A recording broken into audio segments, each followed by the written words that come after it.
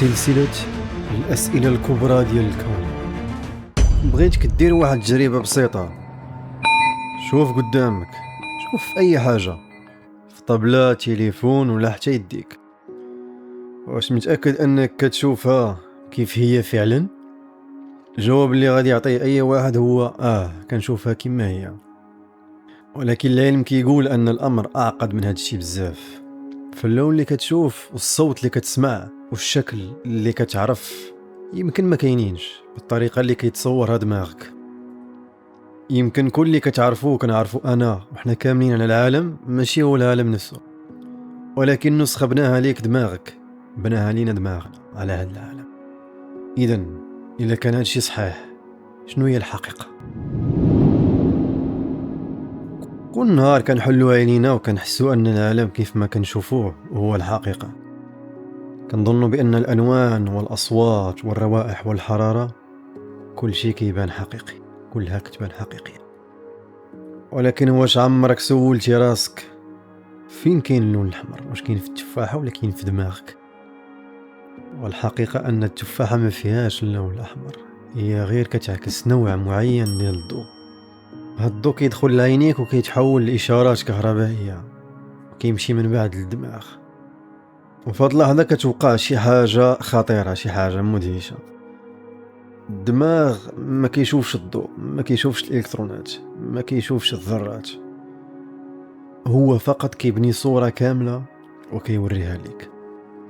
يعني اللي كنشوفوه ماشي هو الواقع مباشر، ولكن تفسير بناه الدماغ ديالنا انطلاقا من المعلومات اللي وصلته.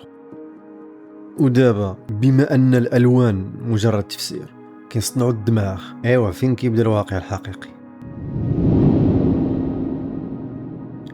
يمكن دابا كتقول بما أن الدماغ كيبني الصورة، إذا حنا راه كنشوفوا الواقع.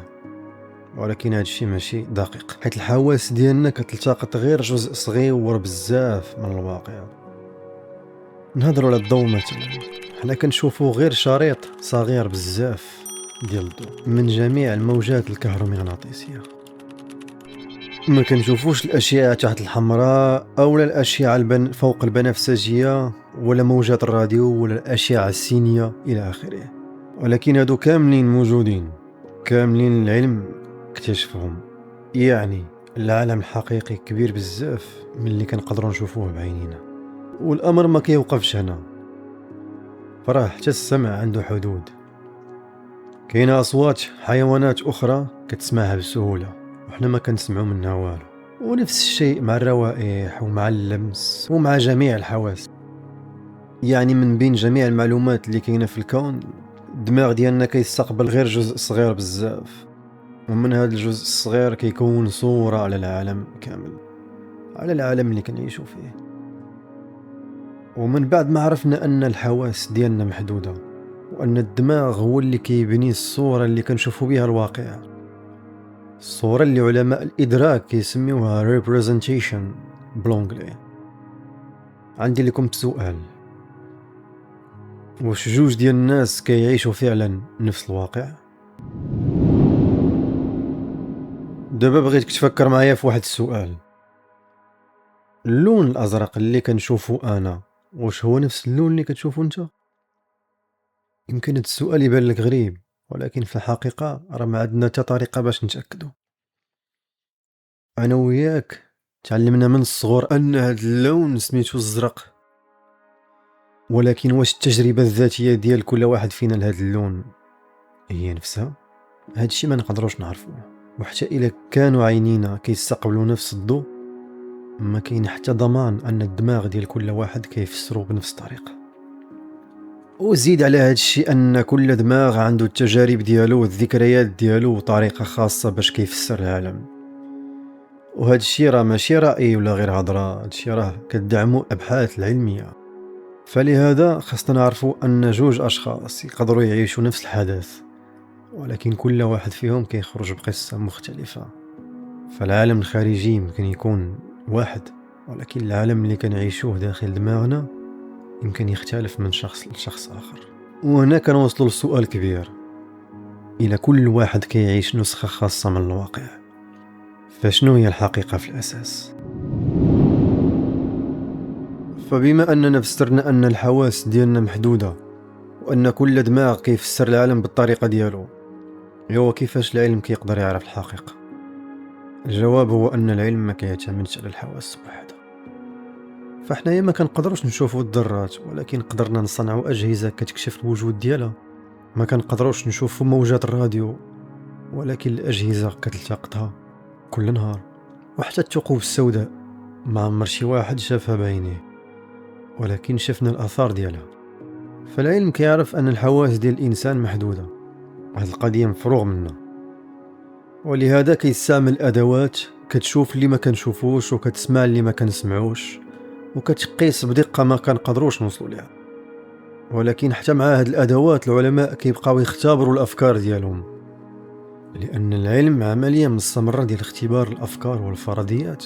ما كيقولوش هذه هي الحقيقة المطلقة، كيقولوا هذا هو أفضل تفسير كدعمو الأدلة حتى يبان دليل جديد. يعني العلم ما كيدعيش أنه وصل للحقيقة النهائية، ولكن كيحاول يقرب ليها خطوة بخطوة. ولعل هذا التواضع هو أكبر قوة عند العلم. مني كنشوفوا العالم كنحسوا أننا فاهمينه وأن كل شيء واضح وأن اللي كنشوفوه هو الواقع كما هو. ولكن العلم كيقول لنا أن اللي كنعيشوه هو صورة بناها الدماغ ديالنا اعتمادا على معلومات محدودة. واش هادشي كيعني أن الواقع كاع ما كاين؟ لا، هادشي كيعني أننا ما كنشوفوش الواقع كيف ما هو فعلا.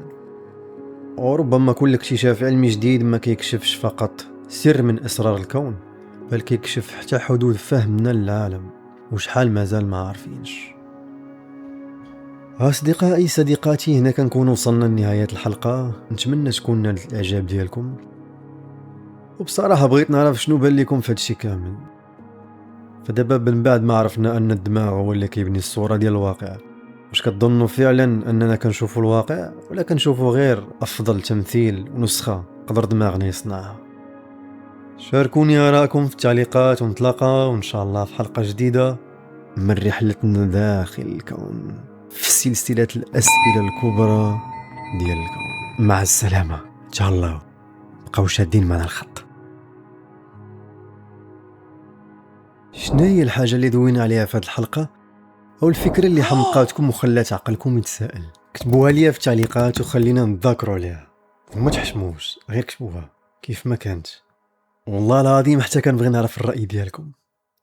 يلا، اللي مازال ما شارك في القناة يدير سبسكرايب، فهذه هي أحسن هدية وأحسن شكر ممكن يعطيني. كنبغيكم بزاف. إلى اللقاء أصدقائي. كان معكم عبد المنعم كوسموس في الأسئلة الكبرى.